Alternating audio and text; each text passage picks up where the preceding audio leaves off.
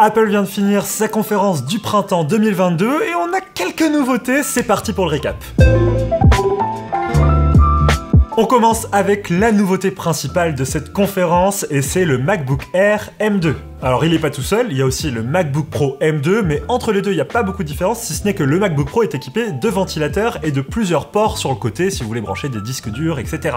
Le MacBook Air il est donc plus fin et donc on a une batterie un peu moins grosse. On parle de 20 heures pour le MacBook Pro et 18 heures pour le MacBook Air. Il y a des changements de design, alors la plus grosse c'est l'encoche. Qu'on se le dise, cette encoche elle est complètement inutile, ça m'a énervé quand je l'ai découvert. Alors parce qu'effectivement sur l'iPhone elle est très importante puisqu'elle encapsule le système Face ID qui permet de déverrouiller votre smartphone facilement grâce à votre visage. Sur Mac, pas du tout, là c'est vraiment juste une encoche pour vous embêter. Et pour m'embêter moi en même temps. Alors dans cette encoche on retrouve quand même une caméra Full HD et c'est tout quoi, elle est un peu perdue au milieu de cet grand espace noir qu'il y a dans l'écran.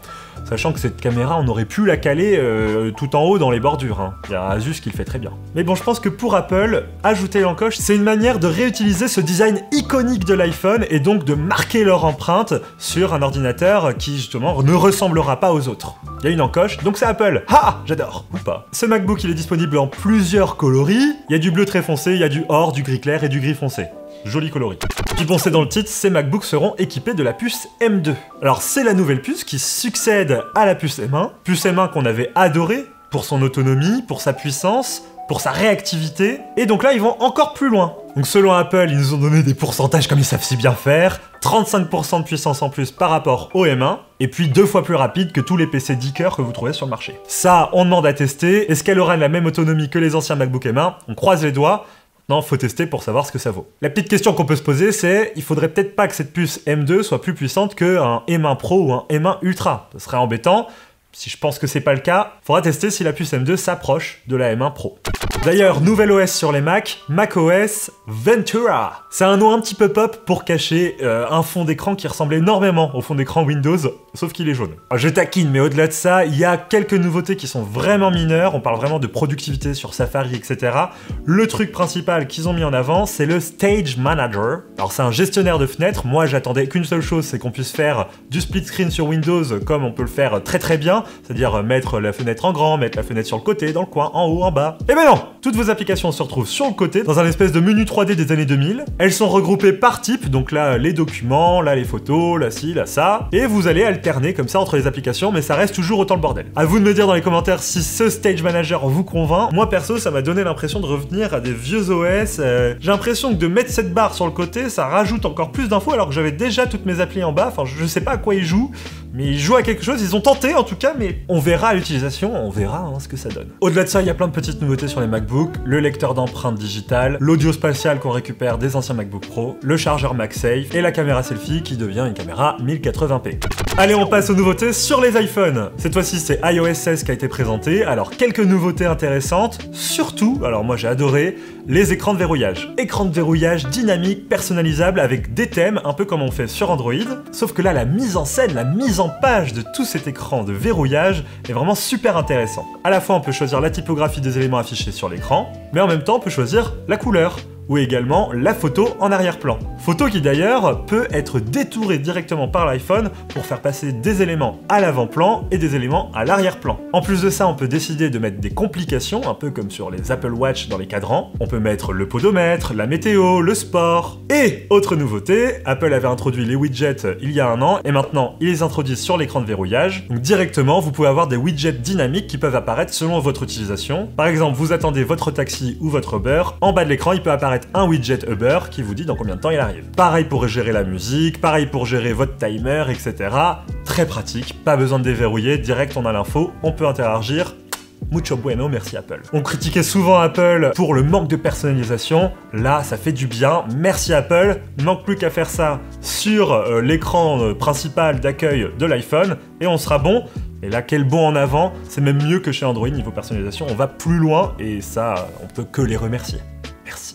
Je vous aime. Alors attention, la news d'après, c'est une Petite info qui est passée comme ça en soum-soum dans la conférence, mais je pense que c'est très important. L'audio spatial 3D personnalisable. Alors ils l'ont montré vite fait, ils ont dit une phrase, mais là ça a révélé quelque chose en moi en tant que fan de tech. En gros, vous savez, l'audio spatial, ça reprend tout ce que fait le Dolby Atmos, etc.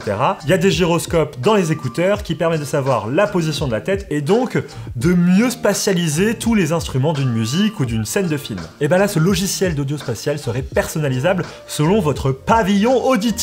Alors vous avez des grandes oreilles, vous avez des petites oreilles, vous prenez votre smartphone, vous le prenez en photo et avec le lidar et le true depth, l'iPhone pourra savoir à quoi ressemble votre oreille et comment, dans la vie de tous les jours, vous percevez les sons. Et donc en fonction de cette information, Apple va directement modifier le son qui rentre dans vos oreilles via vos AirPods pour ajuster toutes les fréquences et que ça ressemble le plus possible à ce que votre oreille entend au quotidien. Et donc, améliorer la binauralité du son. Ça, je suis fan de ce genre de détails, mais j'espère que dans les faits, on aura vraiment une différence, parce qu'il faut savoir que déjà Sony le fait depuis 3 ans sur ses casques et écouteurs, ils sont déjà en avance là-dessus, mais Apple, ils ont toujours la science du détail, et on verra à quel point ils ont travaillé cette technologie.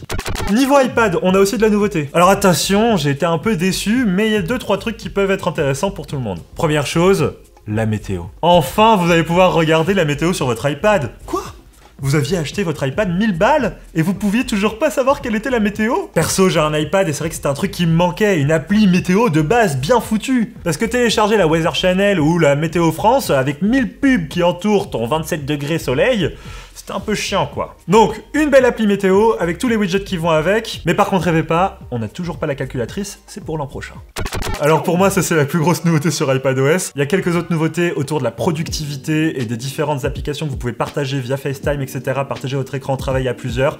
C'est intéressant, mais le truc qui m'a retenu mon attention autour de ça, c'était l'utilisation du double écran. Maintenant, on peut directement brancher son iPad à un écran. Alors ils l'ont montré sur l'écran Apple, j'espère que ce sera disponible pour tous les écrans, et utiliser cet écran comme vraiment un double écran comme on peut faire sur n'importe quel ordinateur.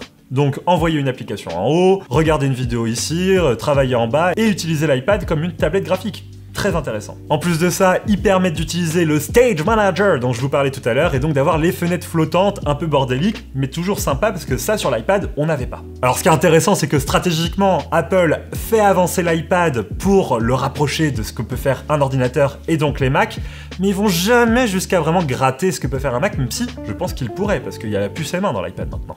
Allez, autre petite info, alors là c'est pour les utilisateurs qui s'en servent, c'est CarPlay. Ils ont totalement remis à jour l'interface, donc nouveau design, magnifique, surtout ils nous ont montré une utilisation dans une voiture improbable avec un écran qui fait toute la longueur. On a, les informations sont beaucoup plus claires avec un compteur de vitesse, il peut même aller récupérer l'information si l'essence se remplit ou pas. Bref, des améliorations, on refuse jamais et surtout on espère qu'Android Auto se mette à jour à côté parce que c'est vrai que là du coup maintenant ils ont un petit retard quoi. Et le truc qu'on n'attendait pas mais qu'on a cru que ça allait arriver mais au final non, c'est le gaming. C'est vrai qu'Apple, ça c'est leur gros point faible par rapport aux autres constructeurs. Ils ont du mal à faire du jeu vidéo. Ils avaient créé la solution Apple Arcade pour l'iPad et l'iPhone. Alors ça a marché sur Mac aussi, mais sur Mac c'est vrai qu'on va attendre avec une telle puissance des gros jeux quoi, des vrais jeux qui cartonnent sur Mac. Parce que sur PC il y a tout ce qu'il faut. Et on a été un peu déçus parce qu'ils ont commencé à nous faire des logos gaming dans tous les sens et en fait ce qu'ils nous ont annoncé c'est un DLSS sauce Apple. En gros ils ont travaillé sur des algorithmes qui vont travailler l'image du jeu pour justement ne pas avoir à faire tourner des jeux hyper lourds avec des graphismes en mode ultra. Tout ça pour vous donner une impression de fluidité et de texture plus nette. Alors c'est intéressant, mais les jeux disponibles sont très restreints au nombre de 1, Resident Evil. Bon je taquine, il y a aussi No Man's Sky et tous les jeux mobiles que vous retrouvez sur iPad et sur iPhone, mais c'est vrai que là-dessus c'était un peu léger quoi. Bref voilà, c'est une conférence qui était un petit peu décevante, on s'attendait à ce qu'il y ait des annonces autour des lunettes connectées, autour de Reality OS, qui aurait été leur OS de réalité augmentée et de réalité mixte, pour nous montrer un peu ce qu'ils voulaient faire autour de ces technologies-là, et ils en ont pas du tout parlé. Pourtant les rumeurs étaient bien insistantes, hein, donc on espérait vraiment ça. Mais là on se retrouve avec un nouveau MacBook, un nouveau MacBook Pro, et des petites nouveautés grâce à iOS 16, iPadOS 16 et macOS Ventura. Dans tous les cas, c'est toujours bon à prendre, mais je pense qu'il faudra attendre la conférence de septembre pour Apple pour avoir beaucoup plus de hardware, notamment l'iPhone 14, pourquoi pas une nouvelle Apple Watch, et pourquoi pas les fameuses lunettes connectées. Allez, on croise les doigts parce que les rumeurs, elles sont là, hein, donc il n'y a pas de fumée sans feu. Allez, dites-nous dans les commentaires ce que vous pensez de ces nouvelles annonces. À bientôt tout le monde, vive la technologie, vive Apple, et vive Android aussi, parce qu'ils nous ont manqué pendant cette vidéo. Ciao!